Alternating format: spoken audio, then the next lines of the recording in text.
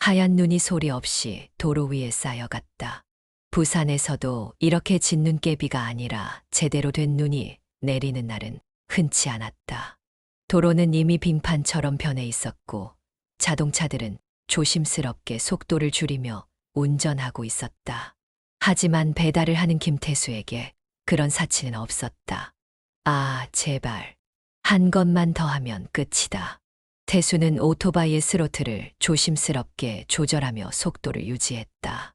딱 한 것만 더 배달하면 오늘 일과가 끝난다.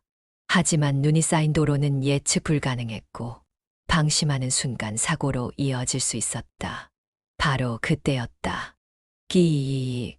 태수는 눈길에 미끄러지며 균형을 잃었고 그 순간 마침 신호 대기 중이던 검은색 고급 승용차가 눈앞에 보였다.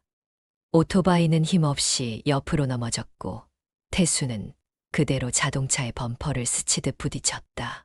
순간적인 충격에 그는 그대로 눈 위에 쓰러졌다. 이런 젠장.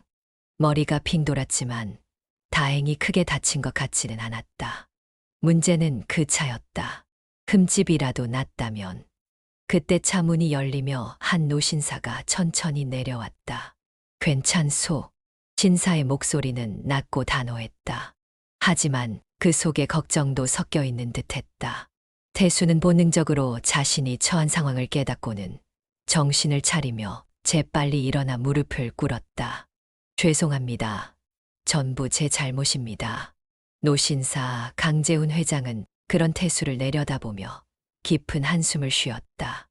허허, 무릎까지 꿇을 것까지야. 우선 일어나시오. 하지만 태수는 꼼짝도 하지 않았다. 아닙니다. 제가 배달을 하다가 길이 미끄러운 걸 제대로 고려하지 못해서 책임은 전부 제가 져야 합니다. 차 수리비도 제가 꼭 보상해 드리겠습니다. 재훈은 그런 태수를 가만히 바라보았다. 겨울바람에 벌겋게 달아오른 그의 얼굴은 너무나도 간절했다. 마치 이 순간이 자신의 삶을 좌우하는 갈림길이라도 되는 것처럼. 보상한다고? 네, 당장 돈은 없지만 어떻게든 마련해서 갚겠습니다. 한 푼도 빠짐없이. 그제야 재훈은 차를 돌아보았다. 범퍼에 가벼운 스크래치가 나 있긴 했지만 그리 대수로운 것은 아니었다. 하지만 그는 다른 것이 신경 쓰였다. 자네, 몸은 괜찮은가? 태수는 순간 당황했다. 사고가 나면 을에 차주가 자기 차부터 걱정할 거라 생각했는데 오히려 몸부터 걱정하다니. 저는 괜찮습니다. 하지만 차는 됐고 지금 병원부터 가세. 자네 상태부터 확인하는 게 먼저지. 아닙니다. 병원은 괜찮습니다. 치료비도 부담될 거고. 그건 내가 부담하겠소. 태수는 눈을 동그랗게 떴다. 이 사람이 누구인지 몰라도 보통 사람은 아니다. 그럴 수는 없습니다. 제 잘못인데 잘못을 했다고 해서 몸을 돌보지 말라는 법은 없지 않소. 강재훈은 단호했다. 태수는 그제야 그가 장난이 아니라는 것을 깨달았다. 몇 시간 후 병원에서 간단한 검사를 마친 태수는 회장과 함께 병원 복도를 걸어 나왔다. 큰 이상은 없다고 하더군. 다행이야. 정말 감사합니다. 하지만 회장님께서 왜 이렇게까지 해주시는지. 그냥 내 습관이요. 사고가 나면 우선 사람이 괜찮은지 확인하는 것. 그리고 재훈은 잠시 태수를 바라보았다. 자네, 나이가 어떻게 되나? 33입니다. 가족은?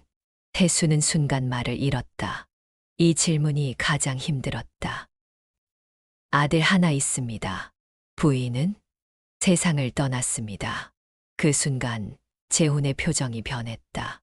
그래, 힘들었겠구먼. 태수는 애써 미소를 지으려 했지만 잘 되지 않았다. 괜찮습니다. 그래도 아들을 위해서라면 뭐든 할 수 있으니까요. 배달 일이 힘들긴 해도 버틸 수 있습니다. 배달. 계속할 생각인가? 네. 그게 무슨 뜻인지. 지금 하는 배달 일이 몸도 많이 혹사시킬 텐데. 더 안정적인 일은 생각 안 해봤나? 태수는 멍해졌다. 물론 생각은 해봤다. 하지만 학벌도 경력도 없는 자신이 할 수 있는 일이 뭐가 있을까 싶었다. 쉽지 않죠. 할 수 있는 게 많지 않으니까요. 자네, 물류 쪽 일은 어떤가? 물류요? 우리 회사에 물류 창고가 있소. 경험이 없는 사람이 처음부터 높은 자리에 갈 순 없지만 배달 경험이 있다면 유용할 수도 있지. 태수는 할 말을 잃었다. 이건 기회인가? 하지만 그는 쉽게 답하지 못했다. 회장님, 저는 아직 그런 일을 해본 적이 없습니다. 처음부터 잘하는 사람이 어디 있겠소.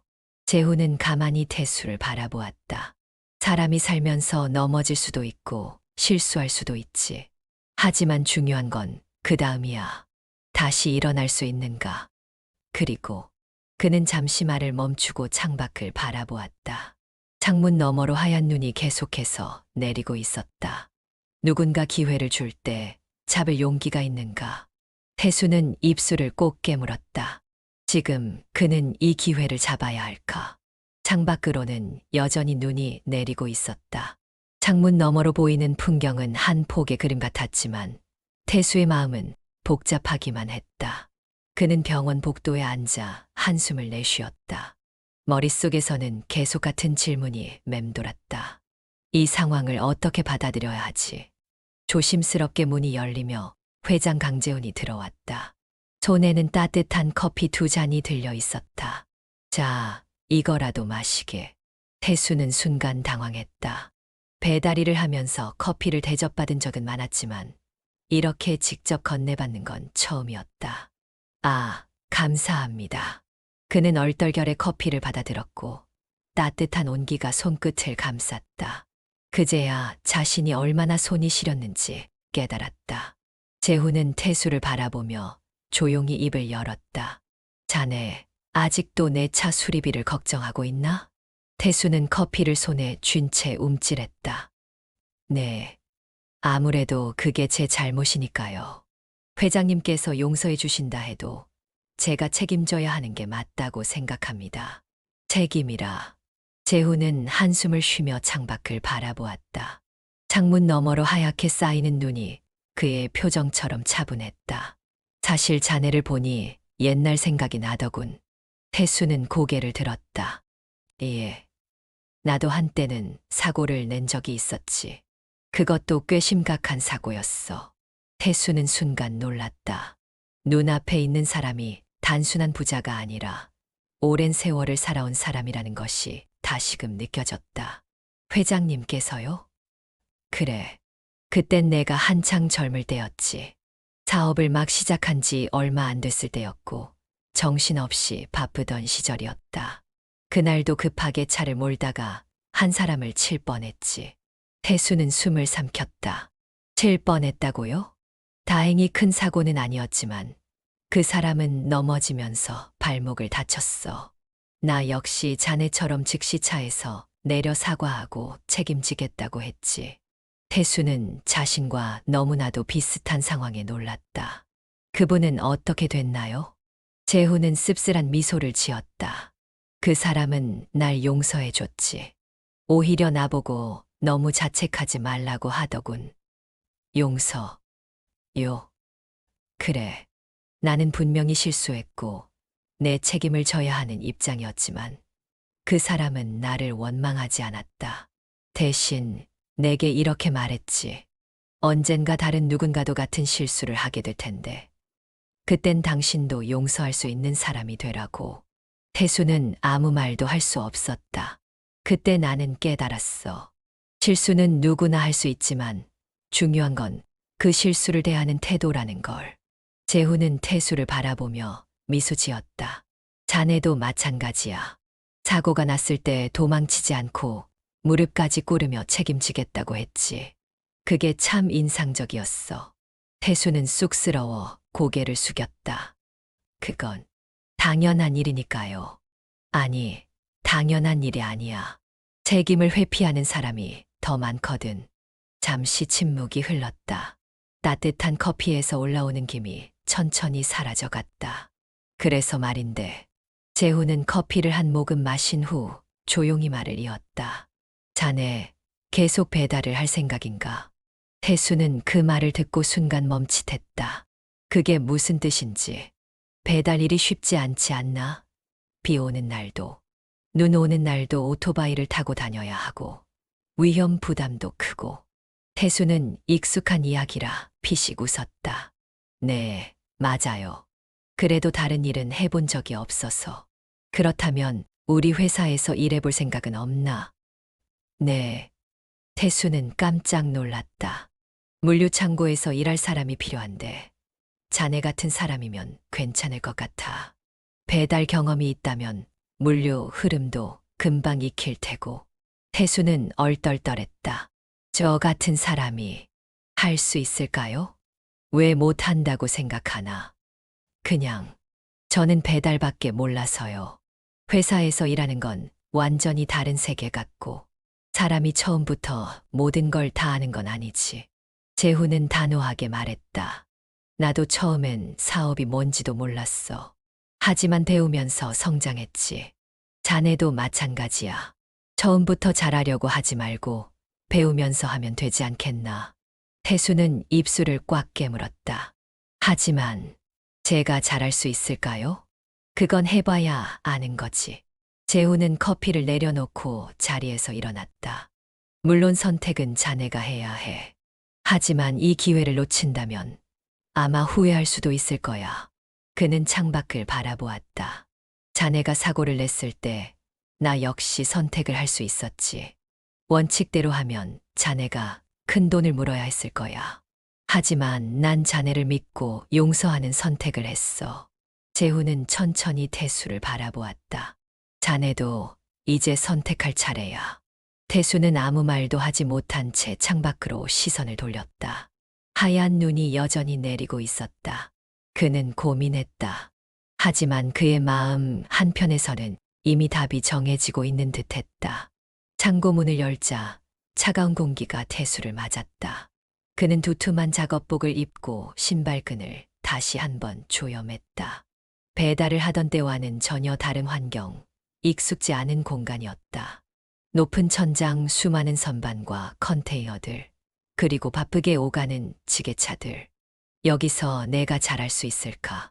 태수는 깊은 숨을 들이마셨다. 그는 이제 더 이상 배달 기사가 아니다. 새로운 시작이었다. 김태수 씨, 굵직한 목소리가 들려왔다. 태수가 고개를 돌리자 건장한 체격의 남성이 서 있었다. 아, 네, 저 김태수입니다. 나는 물류창고 현장 책임자 이덕수야. 앞으로 창고에서 일하게 될 텐데 배달만 하던 사람이 창고에서 잘 버틸 수 있을지 모르겠군. 태수는 순간 움찔했다. 네, 최선을 다하겠습니다. 덕수는 그를 위아래로 훑어보았다. 좋아. 그 말 지켜야 할 거야. 창고 일은 단순한 것 같아도 체력적으로 힘들고 실수하면 물류 흐름 전체가 꼬인다. 그러니 대충 하려거든 지금이라도 포기하는 게 낫지. 태수는 이를 악물고 고개를 끄덕였다. 잘 배우겠습니다. 덕수는 어깨를 으쓱하며 돌아섰다. 그럼 일단 현장 투어부터 하지. 따라와. 태수는 창고를 돌아다니며 하나하나 설명을 들었다. 이쪽은 입고 구역이야.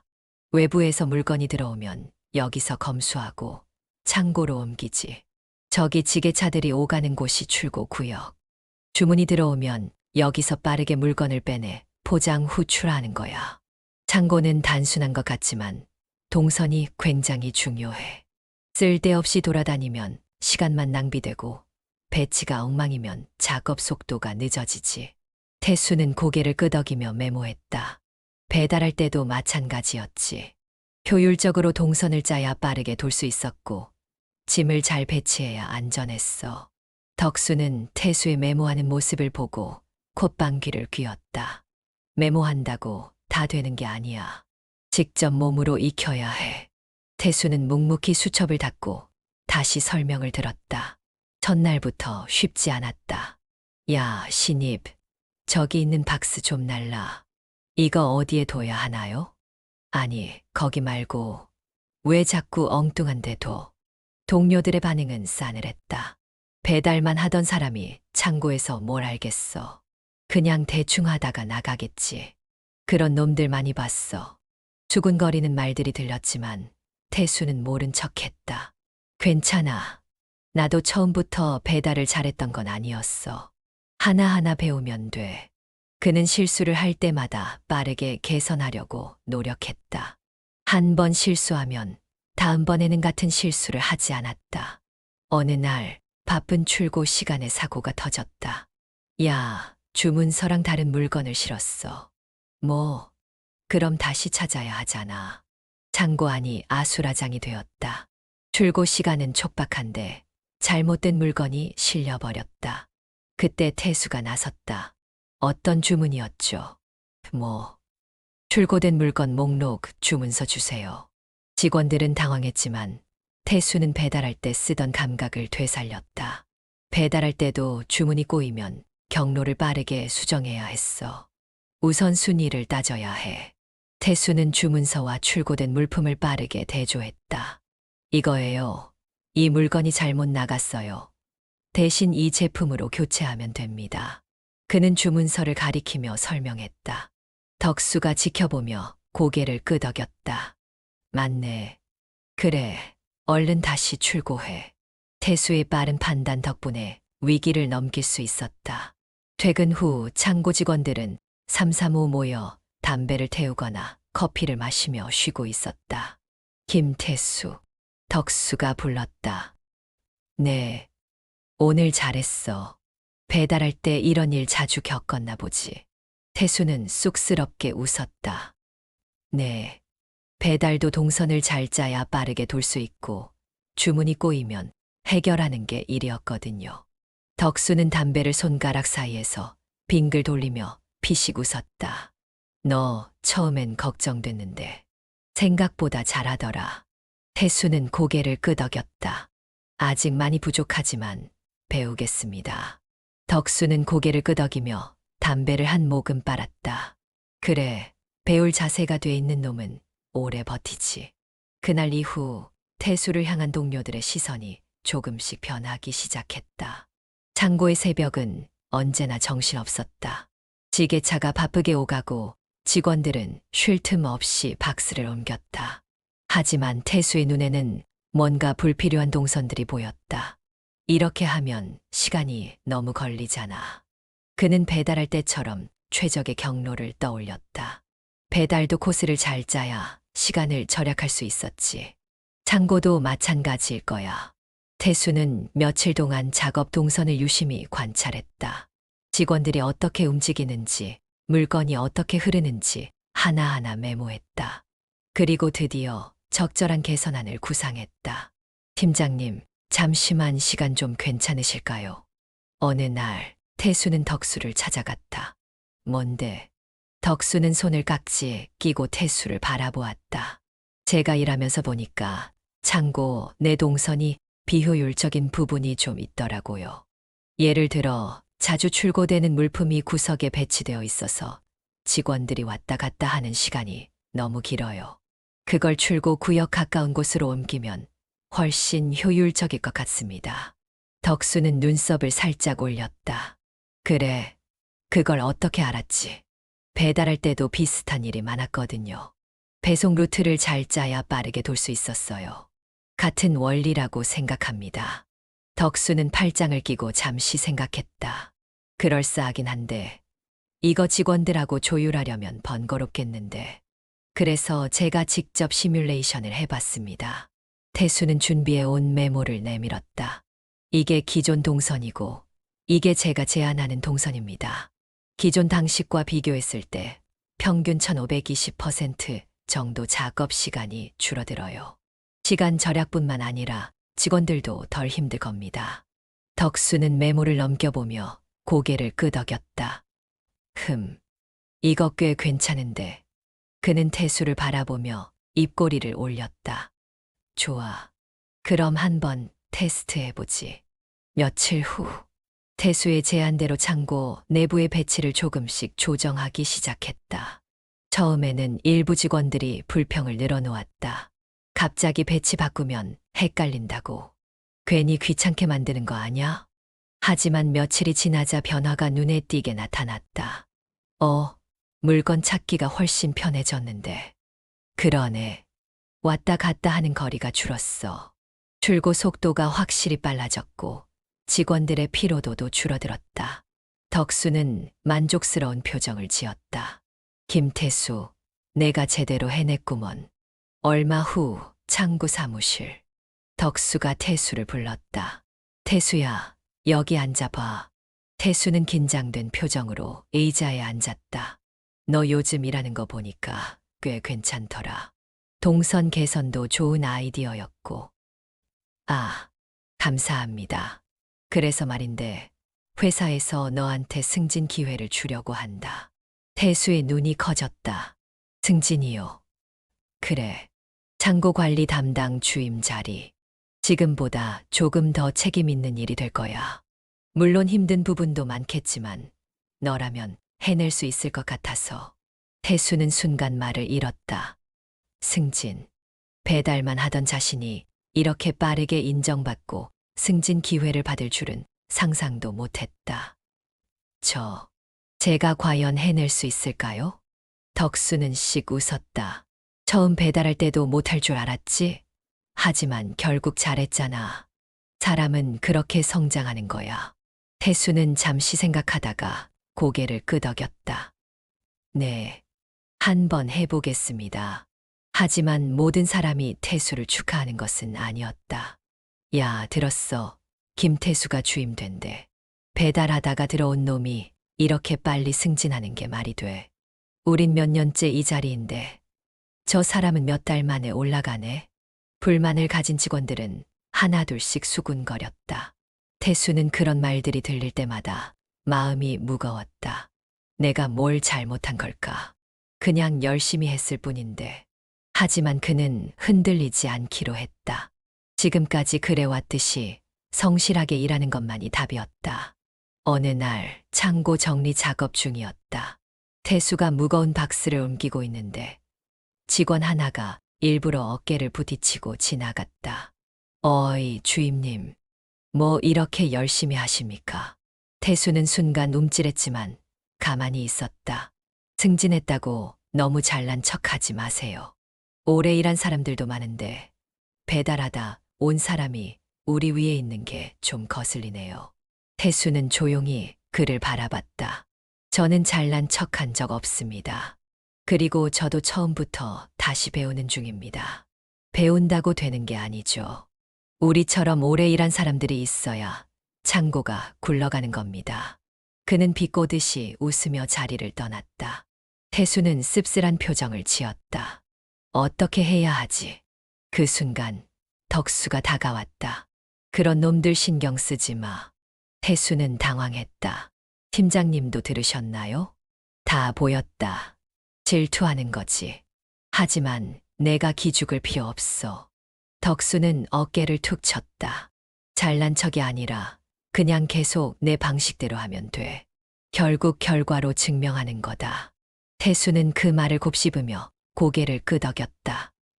그래, 결과로 보여주자. 그는 다시 묵묵히 박스를 옮겼다. 승진보다 중요한 건 진짜 실력을 보여주는 것이었다. 창고 사무실에 걸린 시계가 8시를 가리키고 있었다. 아직 업무 시간이 시작되기 전이었지만 태수는 이미 책상 앞에서 자료를 들여다보고 있었다. 이번 프로젝트만 잘 마무리하면 나도 확실히 인정받을 수 있을 거야. 이번에 태수가 맡은 일은 신규 입고 시스템 개선 프로젝트였다. 지금까지 창고에서는 입고된 물품을 수기로 정리하는 경우가 많았고 이로 인해 자주 오류가 발생했다. 이를 줄이기 위해 태수는 전산 시스템을 활용하여 입고 과정을 좀 더 체계적으로 바꾸는 작업을 맡게 되었다. 배달할 때도 주문 실수가 자주 생겼지. 그때마다 빠르게 대응해야 했어. 창고도 마찬가지야. 작은 실수가 쌓이면 큰 문제로 이어질 수 있어. 그는 자료를 꼼꼼히 검토한 뒤 실행 계획을 작성했다. 며칠 후 태수는 직원들을 모아놓고 프로젝트 계획을 설명했다. 이번 프로젝트의 목표는 입고 작업을 더 효율적으로 만드는 것입니다. 지금까지는 물품이 들어오면 직원들이 직접 수기로 확인했지만 앞으로는 바코드 시스템을 도입해서 실수를 줄이고 시간을 단축하려고 합니다. 직원들 사이에서 웅성거림이 흘렀다. 바코드 시스템, 그거 복잡한 거 아냐? 맞아. 괜히 더 헷갈리는 거 아닌가. 태수는 직원들의 우려를 예상하고 있었다. 물론 처음엔 적응하는데 시간이 걸릴 겁니다. 하지만 한번 익숙해지면 훨씬 편해질 거예요. 그리고 이번 주 동안은 기존 방식과 병행해서 진행하면서 문제점을 보완할 예정입니다. 덕수가 팔짱을 끼고 태수를 바라보았다. 좋아. 일단 해보자고. 첫날부터 예상치 못한 문제가 터졌다. 태수 주임, 바코드 리더기가 제대로 작동 안 하는데요. 뭐, 태수는 급히 달려갔다. 기기 오류로 인해 입고된 물품이 시스템에 제대로 입력되지 않는 문제가 발생했다. 이거 시스템 오류인가? 태수는 재빨리 원인을 찾았다. 알고 보니 바코드 스캔 프로그램 설정이 잘못되어 있어 일부 품목이 정상적으로 등록되지 않고 있었다. 하필이면 중요한 프로젝트에서 이런 실수를. 직원들은 불만을 토로하기 시작했다. 이럴 줄 알았어. 그냥 기존 방식대로 하는 게 낫지 않아. 괜히 바꾸려다가 더 복잡해졌네. 태수는 서둘러 문제를 해결하려 했지만 이미 직원들의 신뢰가 흔들리기 시작했다. 그날 저녁 덕수가 조용히 다가와 말했다. 야, 김태수. 오늘 보니까 좀 힘들어 보이더라. 태수는 깊은 한숨을 쉬었다. 제가 처음부터 너무 무리한 걸까요? 처음부터 완벽한 사람이 어딨어. 근데 중요한 건 이걸 어떻게 해결할 거냐는 거지. 태수는 다시 컴퓨터 앞에 앉아 시스템을 점검했다. 문제의 원인을 정확히 파악하고 수정하기 위해 밤늦게까지 남았다. 그러나 가장 큰 문제가 다음 날 터졌다. 태수 주임, 재고 수량이 맞지 않습니다. 창고가 아수라장이 되었다. 시스템 오류로 인해 일부 입고된 물품이 정상적으로 등록되지 않았고 이로 인해 출고 작업이 지연되는 사태가 벌어졌다. 뭐야, 이거? 이거 주임이 맡은 프로젝트 때문 아냐? 태수는 입술을 꽉 깨물었다. 이건 전적으로 내 실수야. 그는 덕수를 찾아가 정식으로 보고했다. 팀장님, 이번 오류는 전적으로 제 책임입니다. 처음부터 시스템 검토를 철저히 하지 않은 제 실수입니다. 덕수는 태수를 가만히 바라보았다. 그래서 어떻게 할 건데? 제가 책임지고 원상 복구하겠습니다. 그리고 이 프로젝트는 당분간 보류하는 게 좋을 것 같습니다. 덕수는 팔짱을 끼고 한참을 생각했다. 그래. 일단 원상 복구부터 하자. 그날 밤 태수는 늦게까지 남아 잘못된 데이터를 하나하나 수정했다. 그 모습을 보고 있던 직원들이 조금씩 다가왔다. 저 도와드릴까요? 태수는 놀라서 고개를 들었다. 괜찮습니다. 이건 제 책임이니까요. 책임이야 주임님이 지겠지만 이거 다 혼자서 하면 시간 엄청 걸릴 거예요. 직원들은 하나둘씩 작업을 도와주기 시작했다. 덕수가 그 모습을 지켜보며 미소를 지었다. 그래, 이 녀석은 진짜다. 다음 날 강재훈 회장이 창고를 찾았다. 태수 씨, 이번 프로젝트에 문제가 있었다고 들었습니다. 태수는 고개를 숙였다. 네, 회장님. 제가 철저히 검토하지 못한 탓입니다. 모든 책임은 제가 지겠습니다. 재훈은 미소를 지었다. 그래, 책임을 지겠다는 자세는 좋군. 태수는 당황했다. 회장님께서는 화나지 않으십니까? 태수 씨, 재훈은 창고를 둘러보았다. 사업이든 창고 일이든 새로운 시도를 하면 반드시 시행착오가 따르게 마련이네.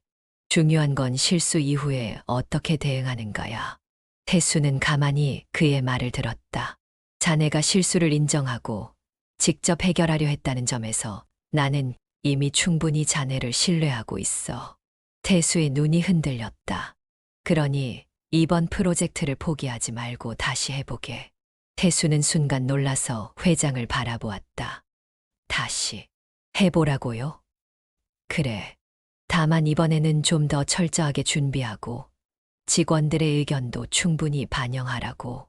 태수는 회장의 말을 곱씹었다. 실패했다고 끝난 게 아니다. 중요한 건 다시 시도하는 거야. 그는 다시 한번 결의를 다졌다. 네, 이번에는 제대로 해보겠습니다. 재훈은 만족스럽게 고개를 끄덕였다. 좋아. 그게 바로 성장하는 법이지.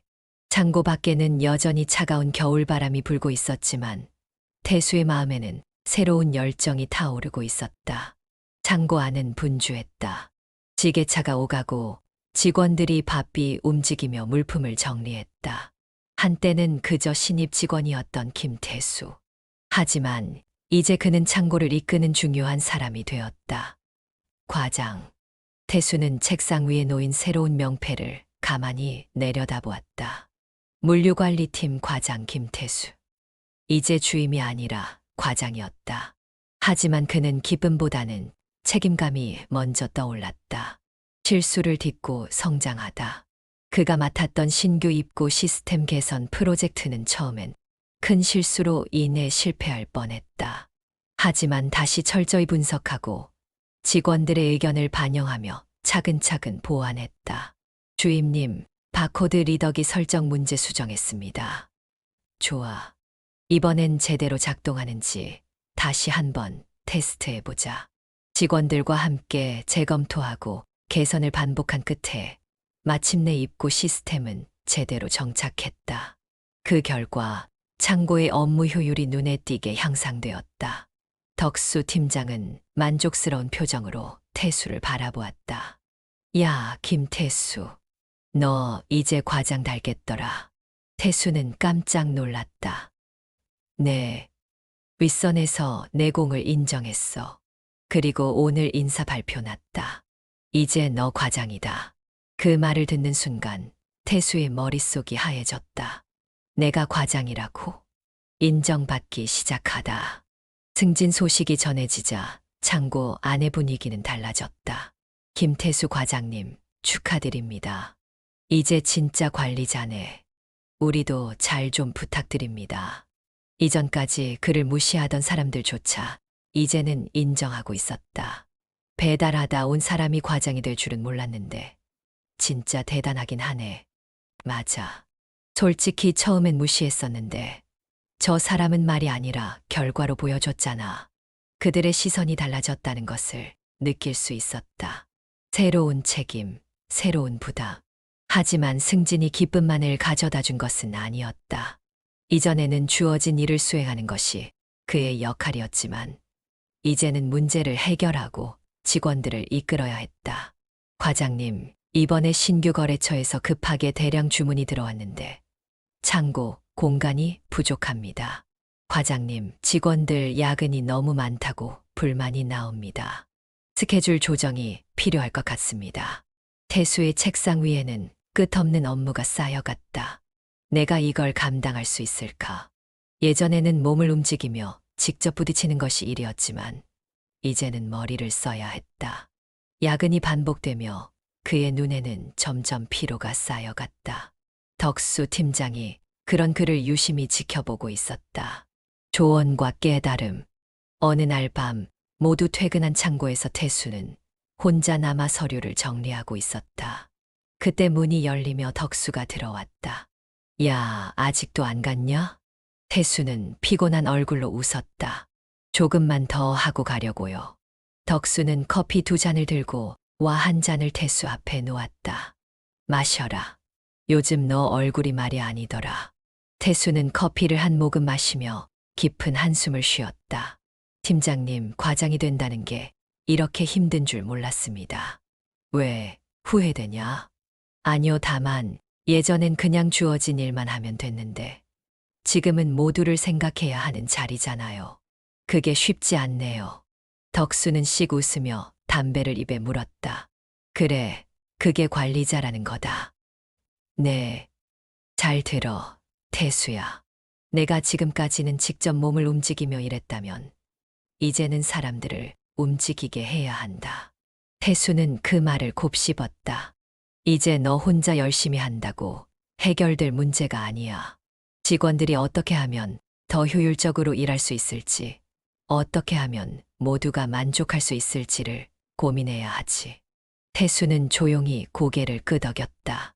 덕수는 가볍게 어깨를 두드렸다. 처음부터 잘하는 관리자는 없어. 시행착오를 겪으면서 배우는 거야. 그러니까 너무 스스로를 몰아붙이지 마라. 그날 밤 태수는 창밖을 바라보며 생각했다. 내가 해야 할 일은 나 혼자 모든 걸 떠안는 게 아니라 직원들과 함께 성장하는 거구나. 책임을 받아들이고 나아가다. 다음 날 태수는 직원들을 모아놓고 말했다. 여러분, 제가 요즘 업무 조정 문제로 많이 부족했습니다. 하지만 앞으로는 더 효율적으로 일할 수 있도록 여러분의 의견을 적극적으로 반영하겠습니다. 직원들이 놀란 눈으로 태수를 바라보았다. 우리는 한 팀입니다. 저는 여러분을 믿고 여러분도 저를 믿어주셨으면 합니다. 그 순간 창고 안의 분위기가 달라졌다. 그날 밤 태수는 하늘을 올려다보았다. 그가 처음 이곳에 왔을 때처럼 눈이 내리고 있었다.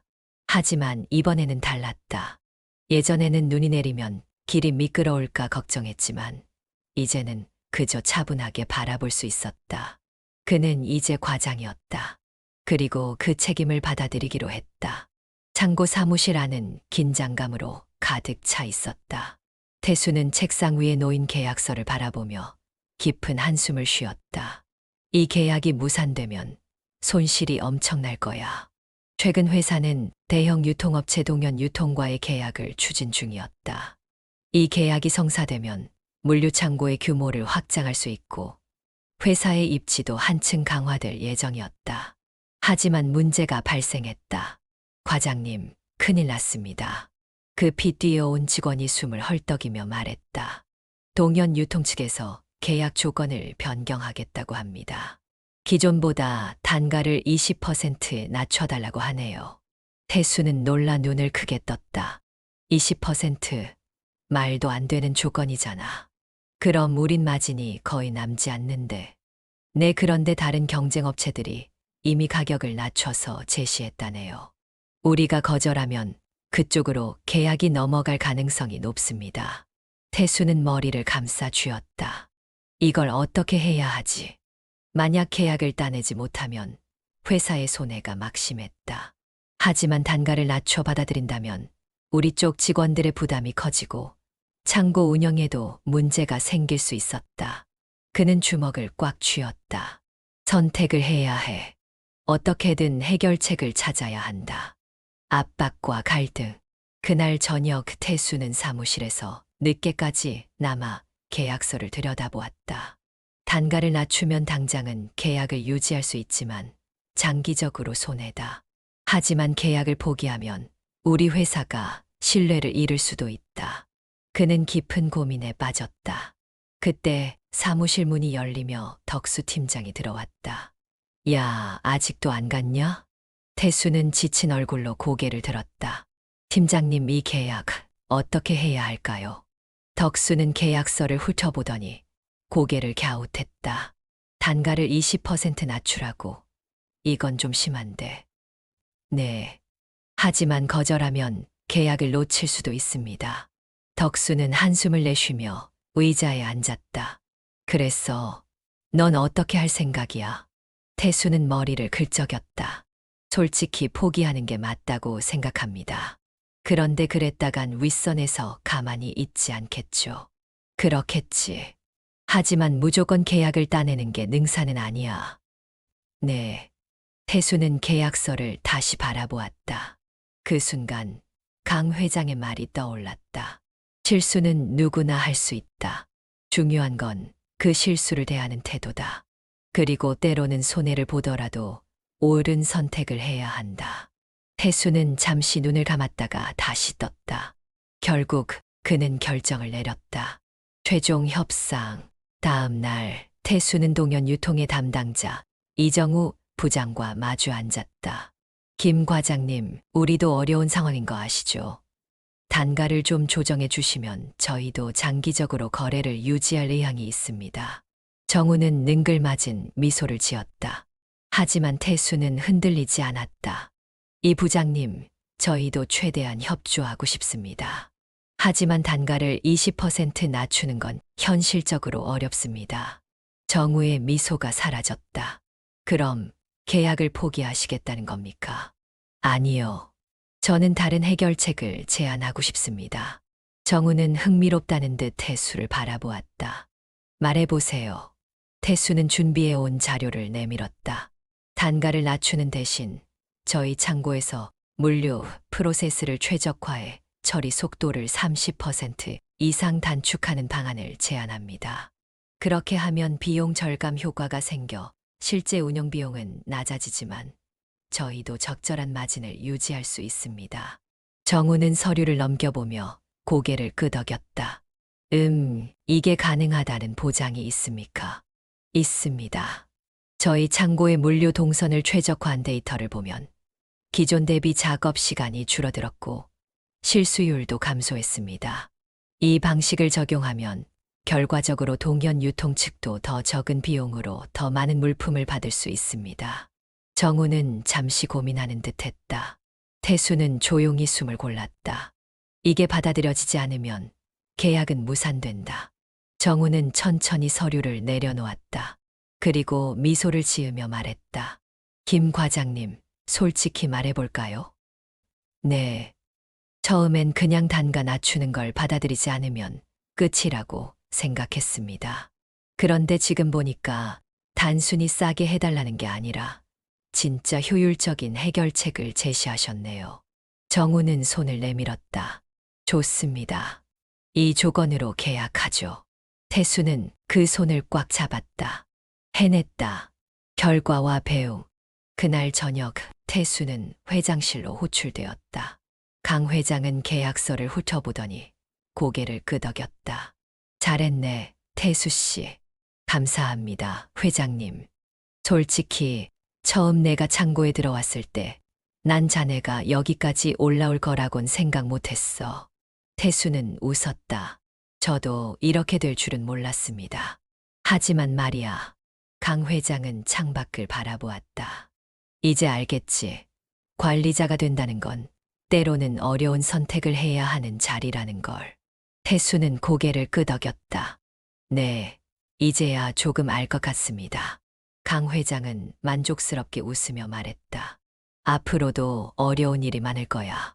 하지만 기억하게. 옳은 선택을 하면 결국 길은 열린다. 태수는 다시 한번 다짐했다. 나는 앞으로도 올바른 선택을 할 것이다. 창밖에는 다시 하얀 눈이 내리고 있었다. 하지만 이번에는 그 눈이 길을 막는 게 아니라 새로운 길을 열어주는 것처럼 보였다. 창고 안은 한층 바빠진 분위기였다. 태수가 어렵게 성사시킨 동현 유통과의 계약이 이제 본격적으로 실행될 단계였다. 물류 창고에서는 새로운 프로세스를 적용하며 출고와 입고 작업이 더 빠르고 효율적으로 진행되도록 최적화 작업이 한창이었다. 태수는 직원들과 함께 바쁘게 움직였다. 이제 마지막 단계야. 이걸 성공적으로 마무리하면 우리도 한 단계 더 성장할 수 있어. 하지만 예상치 못한 문제가 발생했다. 실수의 여파. 과장님, 큰일 났습니다.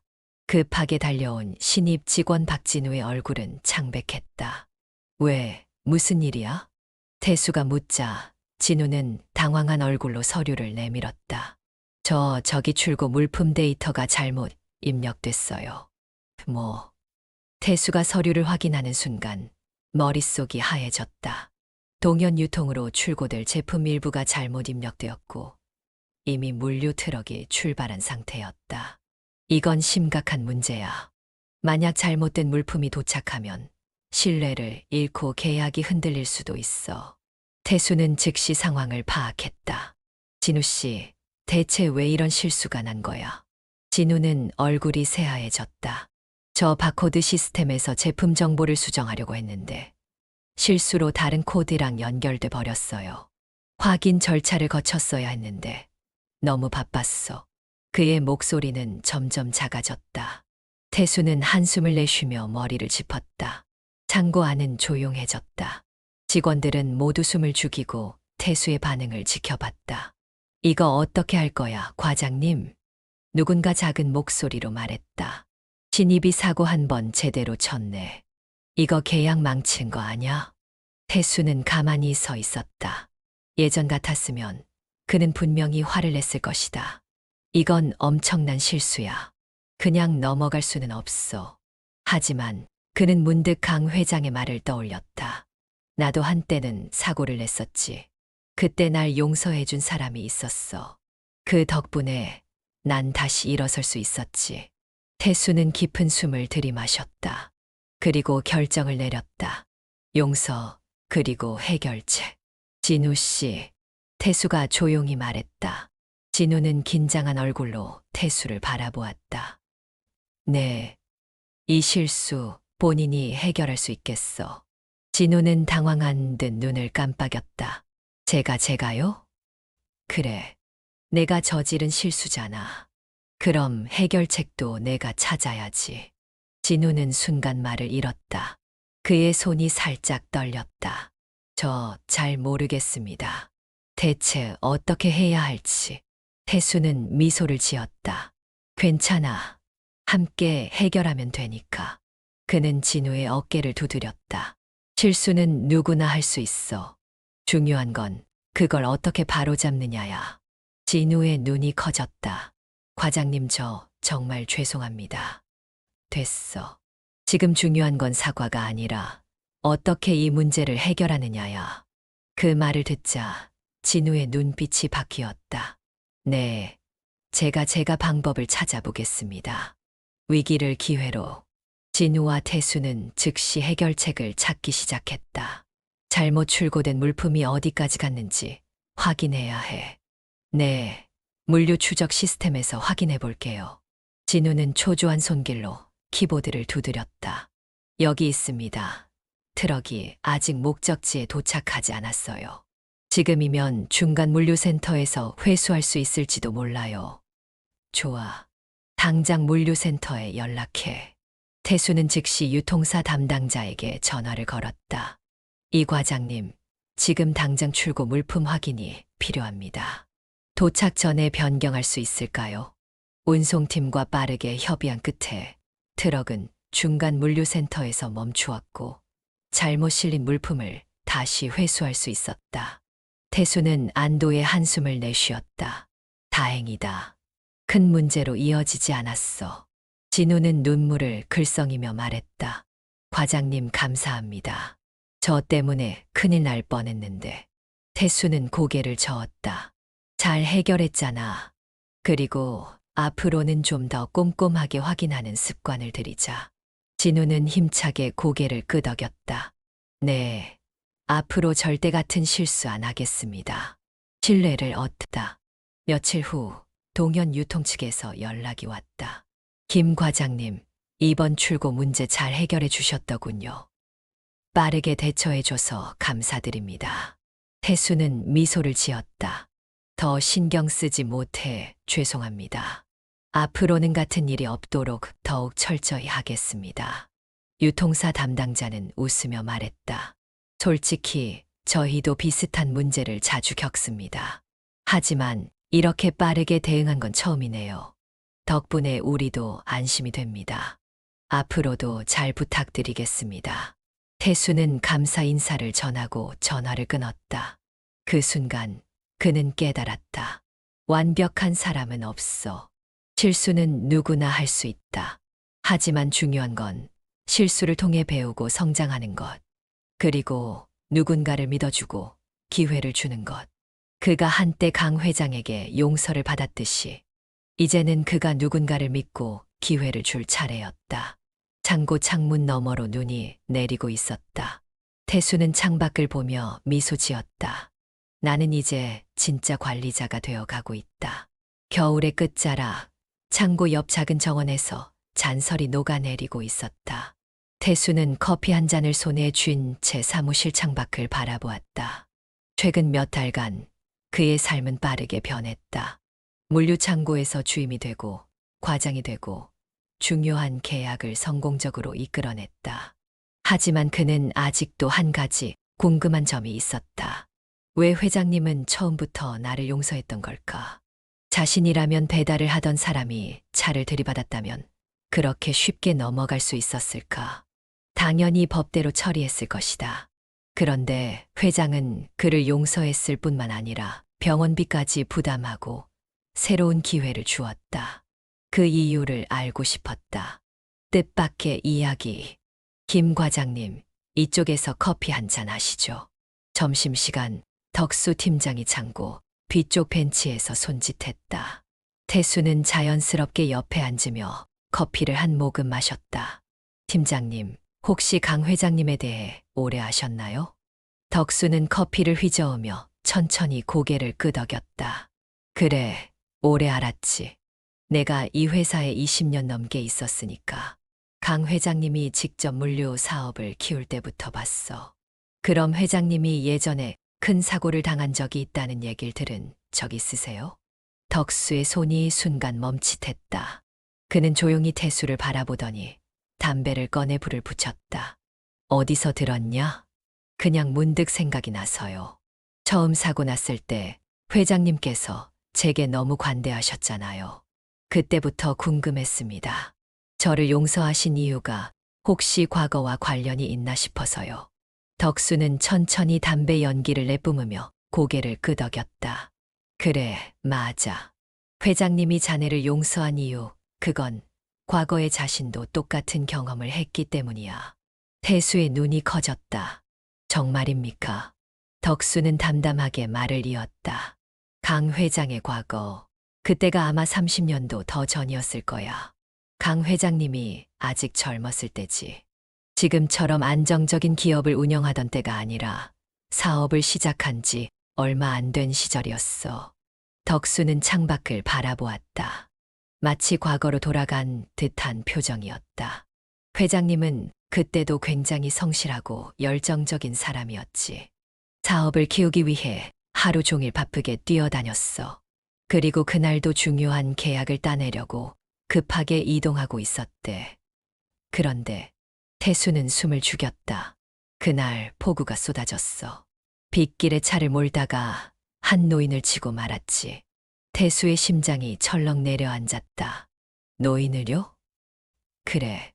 노인은 갑자기 도로를 건너다가 미끄러졌고 회장님의 차가 그를 그대로 들이받았지. 다행히 목숨은 건졌지만 심하게 다쳐서 한동안 거동이 어려울 정도였대. 태수는 입술을 깨물었다. 그럼 그분이 회장님을 고소했나요? 덕수는 고개를 저었다.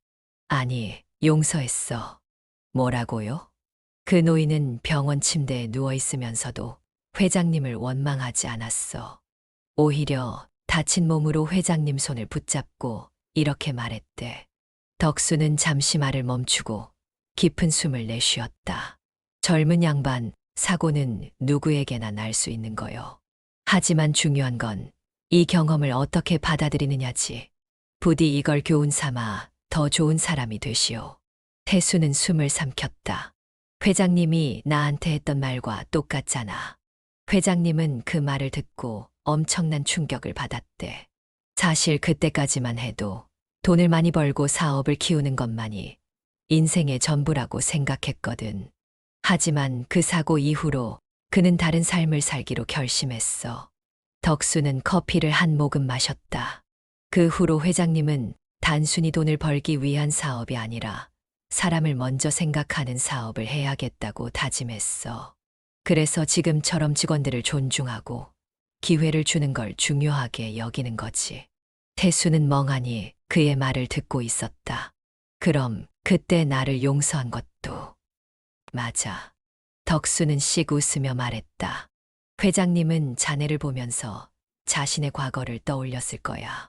자네도 사고를 내고 책임지려 했고 성실하게 살아가고 있었잖아. 그래서 자네를 그냥 벌주는 대신 기회를 준 거지. 태수는 깊은 감정이 밀려오는 것을 느꼈다. 나는 단순히 운이 좋아서 용서를 받은 게 아니었어. 회장님은 자신의 경험을 바탕으로 나에게 같은 기회를 주신 거야. 깨달음. 그날 저녁 태수는 강 회장의 사무실 찾아갔다. 회장은 조용히 창밖을 바라보고 있었다. 태수 씨, 무슨 일인가? 태수는 가볍게 웃었다. 팀장님께 들었습니다. 예전에 사고가 있었단 얘기요. 회장은 잠시 말이 없었다. 그리고는 천천히 미소를 지었다. 그랬나? 그때 그 노인분이 회장님을 용서해 주셨던 것처럼 회장님도 저를 용서해 주신 거군요. 회장은 창밖을 바라보며 조용히 말했다. 누구나 실수를 하지. 나도 했고, 자네도 했고, 앞으로도 많은 사람들이 할 거야. 그는 천천히 태수를 바라보았다. 하지만 그 실수를 기회로 바꾸느냐, 아니면 그냥 후회로 남기느냐는 본인에게 달려 있는 거지. 태수는 깊이 고개를 끄덕였다. 그는 이제야 완전히 이해할 수 있었다. 회장은 그때 받은 용서를 다시 다른 사람에게 베풀었던 것이다. 그리고 이제 자신도 그런 사람이 되어야 한다. 회장님, 저도 언젠가 그런 기회를 줄 수 있는 사람이 되고 싶습니다. 강 회장은 미소를 지으며 말했다. 이미 되고 있지 않나? 창밖에는 여전히 눈이 내리고 있었다. 하지만 이번에는 그 눈이 새로운 길을 밝혀주는 것처럼 느껴졌다. 겨울이었다. 눈발이 흩날리는 거리 위로 차들이 조심스럽게 움직였다. 창고 주변의 나무에는 하얀 눈이 소복이 쌓여 있었고 건물 유리창에도 하얀 성에가 내려앉아 있었다.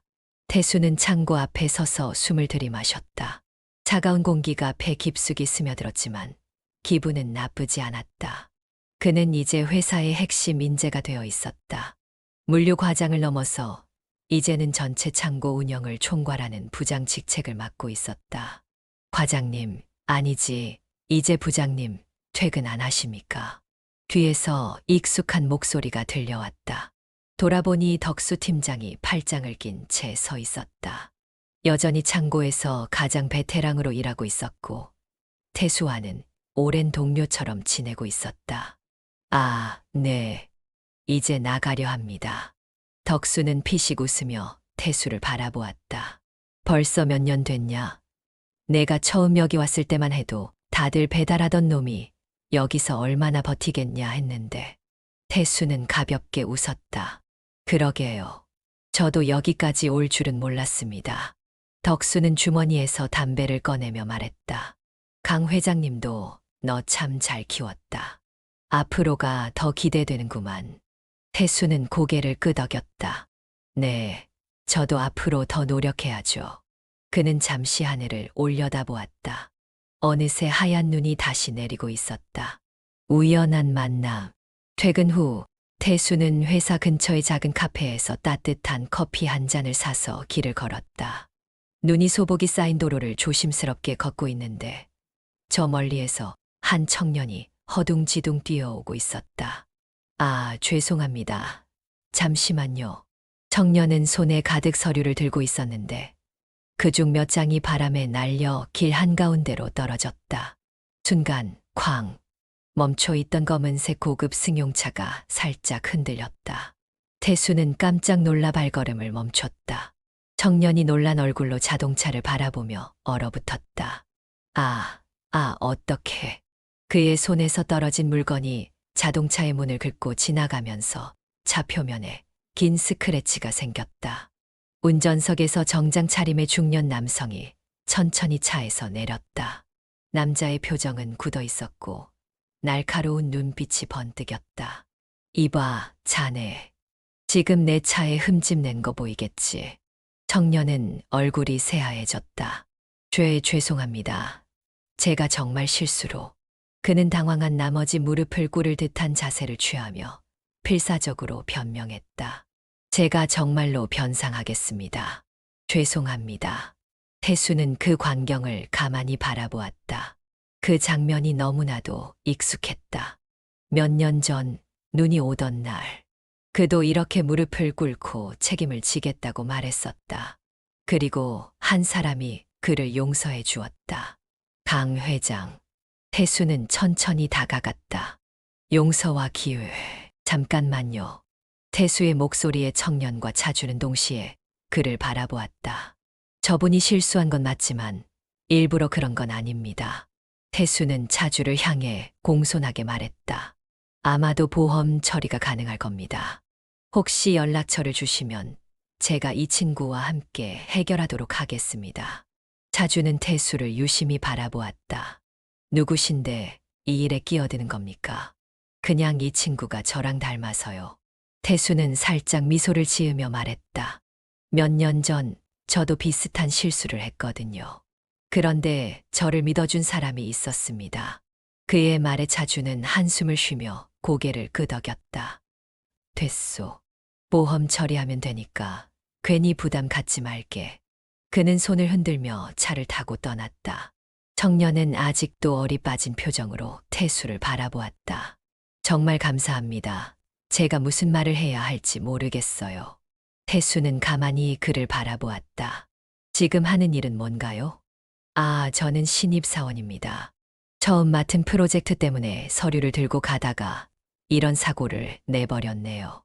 태수는 씩 웃으며 청년의 어깨를 가볍게 두드렸다. 처음에는 다 실수합니다. 하지만 실수를 교훈 삼으면 됩니다. 청년은 감동한 표정으로 고개를 끄덕였다. 네, 앞으로 더 조심하고 열심히 하겠습니다. 태수는 따뜻한 미소를 지었다.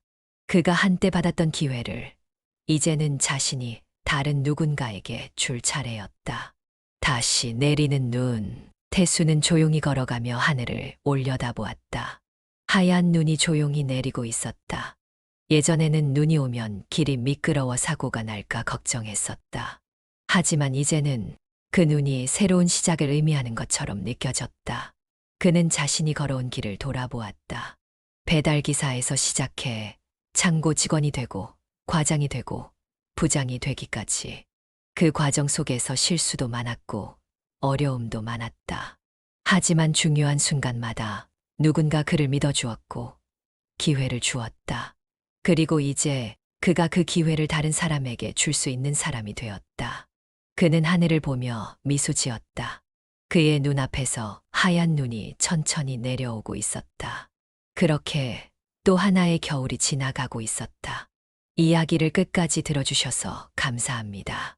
태수의 이야기는 단순히 한 사람의 성장 과정이 아니라 누군가가 준 기회가 또 다른 기회로 이어지는 이야기였습니다. 실수를 했을 때 포기하지 않고 다시 일어서는 용기, 그리고 자신이 받은 용서를 또 다른 누군가에게 베푸는 따뜻한 마음. 그것이 바로 삶이 우리에게 가르쳐주는 가장 중요한 가치가 아닐까요? 어쩌면 우리 모두 태수와 같을지도 모릅니다.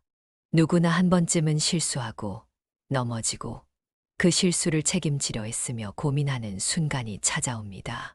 하지만 중요한 건 그 실수를 어떻게 대하고 어떻게 성장하느냐입니다. 강 회장이 태수를 믿어줬던 것처럼, 태수가 신입 직원을 용서하고 다시 기회를 줬던 것처럼 우리도 누군가에게 그런 사람이 될 수 있기를 바랍니다.